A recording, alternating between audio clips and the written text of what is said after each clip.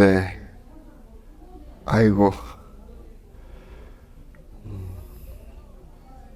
어우, 아프겠다. 안녕하세요. 인본병원 대표원장 최덕현입니다. 오늘은 뽀빠이 증후군에 대해서 알아보는 시간을 갖겠습니다. 여름철 이제 날씨도 좋아지면서 운동들 많이들 하시죠? 운동 많이 하실 때 꼭 주의해야 될 점들이 몇 가지들 있는데, 지금 우리가 본 영상처럼 이렇게 헬스들 좋아하시는 분들, 웨이트 많이 걸고 무거운 거 많이 들고 이런 걸로 이제 근육을 강하게 발달시키고자 하시는 분들, 주의해야 될 병이 있습니다. 뽀빠이 증후군이라고 하는데요.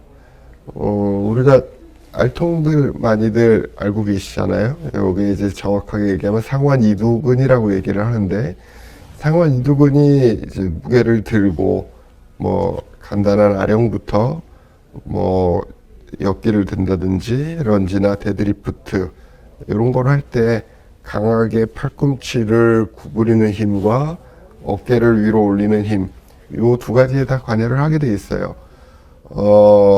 헬스뿐만 아니라 이제 위로 이렇게 휘두르는 운동들, 배드민턴이나 테니스, 야구 이런 운동들도 요 어깨 부분에서 상완 이두근이 작용을 많이 하고, 우리가 무거운 걸 드는 아령 같은 걸 할 때도 당연히 직접적으로 자극을 주는데, 요게 좀 무리하면 끊어지는 경우들이 생겨요.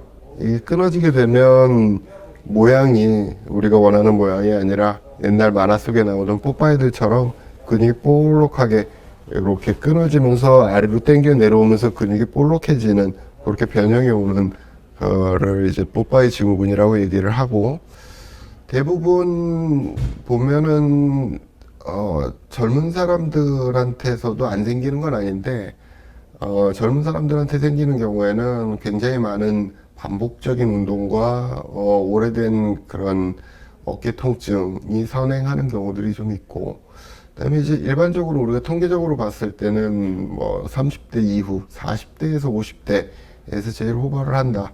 뭐 어떤 논문에서는 60대에 제일 흔하다라는 얘기들도 있는데, 어쨌든 중년 이후에 어쨌든 오랜 시간 동안 운동을 하면서 어깨 통증에 대해서 좀 간과를 하고 운동을 계속 해왔던 사람들한테서 어느 날 좀 무리를 했거나 또는 그렇게 무리를 하진 않았는데 갑자기 그런 일이 생기는 경우들이 종종 있습니다. 결국은 이제 상완 이두근의 파열이에요. 이 알통 근육이 두 갈래로 되어 있는데, 그 중에서 요 한쪽 갈래가 어깨뼈 앞을 지나서 요 어깨 안쪽 깊숙한 곳으로 연결되는 그 길이 좁고 길기 때문에 거기에 반복된 자극이 있으면서 힘줄에 염증이 생기고 힘줄이 약해지고, 그러던 와중에 이제 준비 안 된 무리한 운동으로 파열까지 이루어지는 경우들이 제일 흔하고요.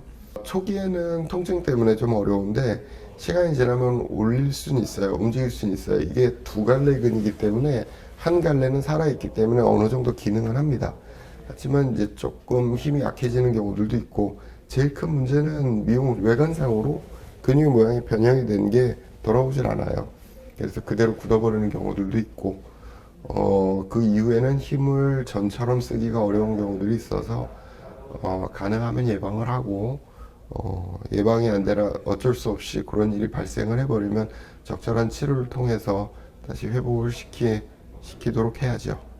두 가지로 나눠지는데, 우선은 예방적인 목적에서 보면은 어깨 통증을 간과하지 않는다가 제일 중요해요. 특히 이제 요 앞쪽으로 생겨지는 요 그 상완 이두근 장두건이라고 하는 힘줄이 지나가는 길이 요 앞쪽이기 때문에, 요 앞쪽으로 무게를 자꾸 들 때 앞쪽으로 통증이 생긴다. 그랬을 때는 꼭 가까운 병원에서 진단을 받아보고 힘줄의 염증 상태나 힘줄의 변성 상태나, 이게 생각보다 하루 이틀 만에 갑자기 끊어지는 경우보다는 만성적인 염증과 그로 인한 힘줄의 손상이 동반되면서 약해지다가 거기서 툭 끊어지는 경우들이 많기 때문에 전조 증상들이 있습니다. 그거를 이제 캐치를 하고, 그런 증상이 있을 때는 운동의 강도를 좀 조절을 하고 증상이 좀 가라앉을 때까지 좀 가벼운 스트레칭 위주의 운동을 한다던가, 그렇게 좀 관리가 필요하죠. 그런데 그렇지 못하고 계속 운동을 하다가 끊어져 버렸다.